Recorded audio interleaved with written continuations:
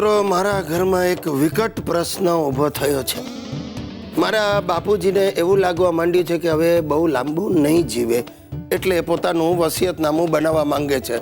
પણ હવે તકલીફ એ છે કે મારા બાપુજીના બાપુજી એટલે કે મારા દાદાજી હજુ જીવે છે અને એમણે પોતાનું વસિયતનામું બનાવ્યું નથી.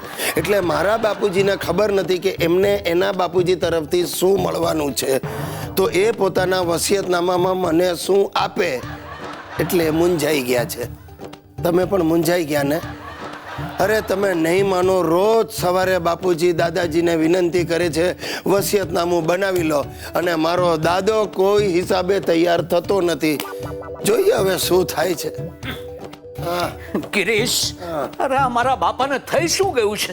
વસિયતનામું લખવાની ના પાડે છે. અરે પણ તે ના જ પાડે ને બાપુજી. એમની પાસે છે શું? 20 રૂપિયાનું પરચુરણ છે, એમાં શું બનાવે? અરે ગિરીશિયા, તને આ ઘેડાઓની ખબર ન પડે. દેશમાં જરૂર કોઈ ખાનગી મિલકત હશે નહીં. બસ એની ખાનગી મિલકત તમને ને મને બેવને ખબર છે. દેશમાં એક 14x10 ઓરડી છે અને એક ભેંસ. તો પછી એક ગુજરી ગઈ વર્ષો પહેલા અને ઓરડી દબાણમાં જતી રહી. તો પછી હવે મારે આ બાપાને વસિયતનામામાં શું લખાવવું? જુઓ, એક આઈડિયા છે.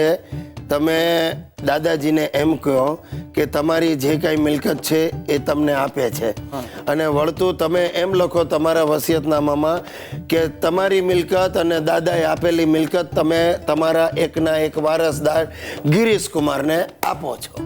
એ નપાવટો, તું આ બંને બાપ દીકરા અહીંયા બેસીને શું ચાકડા રચી રહ્યા છો?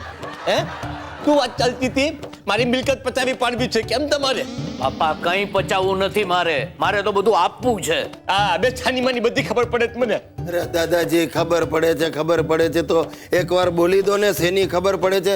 અમને ખબર પડે. અરે નહીં બોલે ગિરીશા, નહીં બોલે. આ મારો બાપ છે, મને ખબર છે એમ કહીને આપણને બેયને લબડાવે છે. લબડાવે છે એમને તો બંને જણા કાન ખોલીને સાંભળી લ્યો. હું મારી બધી મિલકત અનાથ આશ્રમમાં આપી દેવાનો છું. આપી દો, મને જ આપી દો. અમે તમારા ગયા પછી હું અનાથ જ થઈ જવાનો. લાવો. હા, મને ખબર છે હરામખોર, તું એની જ રાહ જોવે છે ને કે હું ઉપર પહોંચી જાઉં તારી તો. શું કરો? અરે મોટો થઈ ગયો, લાકડી ઉગાવે છે. ભાઈ, હાથ જોડું દાદાજી. બાપુજી, તમે બંને જણા વસિયત માટે ઘરમાં કંકાસ નહીં કરો. અરે એટલે તો ઝઘડું છું. એ મને આપે તો હું તને આપું ને. આ તે પણ મારા બાપાએ મને ઘંટડી આપી હતી, હું તને શું આપું? તંબુરો? જો બાપુજી, તમે છે ને તંબુરો બમુરો નહીં બોલો. નહીં કરતો મારું તમે. ભાઈ, અરે લાકડી છે ને. અરે ચૂપ! એ ભાઈ, તમે બંને ઝઘડશો, એમાં મને એટેક આવી જશે ને હું ગુજરી જઈશ. તો તું તારું વિલ બનાવ. અરે શું વિલ બનાવું? કંટોળાનું વિલ બનાવ? આપણું આખું ખાનદાન કડકા બાલુસ છે અને હું છું ગુજ્જુભાઈ ગિરીશ કુમાર, કડકા નંબર 1. મારા વાલા દર્શક મિત્રો, હવે મેં નક્કી કર્યું છે કે હું કંઈક કરીને બતાવીશ. જોજો, કોઈકનું કરીને બતાવીશ એવું નહીં સમજતા. Just a joke. મેં એક ફોરેન કંપનીના રાઇટ્સ લીધા છે. એમાં એવું હોય કે 10,000 રૂપિયા ભરીને હું મેમ્બર બન્યો, ગોલ્ડ મેમ્બર, સમજ્યા?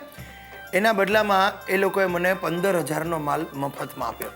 હવે મારે મારા હાથ નીચે બીજા 3 મેમ્બર બનાવવાના, એટલે હું બની જઈશ પ્લેટિનમ મેમ્બર, અને પછી મને લાઈફ ટાઈમ કમિશન મળ્યા જ કરશે. હવે પેલા 3 મેમ્બરોએ પોતાના હાથ નીચે બીજા 3 મેમ્બર બનાવવાના, એટલે એક આખી સાયકલ શરૂ થશે. અને મારી નીચે એટલે કે મારા હાથ નીચે મેમ્બરોનું એક વટવૃક્ષ તૈયાર થશે. અને જોતામાં સાહેબ હું ગિરીશ કુમાર અબજોપતિ બની જઈશ. આ લુકેશ મને ઘણીવાર બનાવી ગયો છે. આજે એને જ મેમ્બર બનાવીને શરૂઆત કરું. Oh, welcome Lukesh, my dear friend. Welcome. હા, એક મિનિટ ભાઈ, શું આ તારી તબિયત તો સારી છે કે નહીં? લુકેશ, તું જાણે છે મને તારી આંખોમાં શું દેખાય છે? ચીપડા. અરે, મને મારું ઉજ્જવળ ભવિષ્ય તારી આંખોમાં દેખાય છે. એક મિનિટ ભાઈ, હું કંઈ સમજો ને, કંઈ ખબર પડે એમ બોલ. અરે ભાઈ, ખબર પડશે ત્યાં સુધીમાં તો વટવૃક્ષ વધી ગયું હશે. હું પ્લેટિનમ પ્લસ બની ગયો. ગિરિયા, આવી અઘરી વાતો નહીં કર ભાઈ, કંઈ સમજ પડે એમ બોલ. કહું. જો ભાઈ લુકેશ, શું છે, આ વખતે મારી પાસે એક સ્કીમ છે. તને સમજાવ, તારે છે ને મારા મેમ્બર બનવાનું. એટલે શું છે, ટૂંકમાં તારે મને 10,000 રૂપિયા આપવાના, એટલે તું ગોલ્ડ મેમ્બર બની જઈશ. એની સામે તને 15,000 રૂપિયાનો માલ ફ્રી મળશે. હવે એ માલ તારે વેચીને 15,000 કમાવી લેવાના, એટલે તારા 10,000 રિકવર, ઉપરથી ફાયદો. ઓ ગિરિયા, આ તો સ્કીમ મને ખબર છે. હે? હા, 3 મેમ્બર બનાવવાના એ જ બરાબર ને? હા, એ જે તો બનવું છે. હા હા ગિરિયા, વાંધો નહીં, લખી નાખ તું મારું નામ, મારા મમ્મીનું નામ, મારા પપ્પાનું નામ, ત્રણેયના નામ લખી નાખ બસ. ઓહો, આ તો સરસ આજે સુકન કરાવી દીધા તે એક સાથે 3 મેમ્બર. એટલે જો ભાઈ, હું આ રસીદ તારાથી જ શરૂઆત કરું છું. લુકેશ, 3 મેમ્બર થયા એટલે તારે મને 30,000 રૂપિયા દેવાના. આ તો અત્યારે તું આપી દે. હે? કેમ આમ કરે છે? 45,000 રૂપિયાનો માલ હું તો આમ વેચી દઈશ, પછી તને 30 ને બદલે પૂરા 35,000 રૂપિયા મળશે. ઘંટા એ ખોટું નથી. 5,000 નો બીજો વકરો. વાહ વાહ, ખુલ્લી ગયા આપણા. બસ હું આ રસીદ બનાવું છું. હા, લોભિયા હોય ત્યાં ધૂતારા ભૂખે ન મરે. આ 30,000 રૂપિયા ગિરિયો ખર્ચ છે અને 45,000 રૂપિયાની ગિફ્ટ મારી બૈરીને આપે. 30,000 વેલકમ. હાલે રસીદ. Thank you.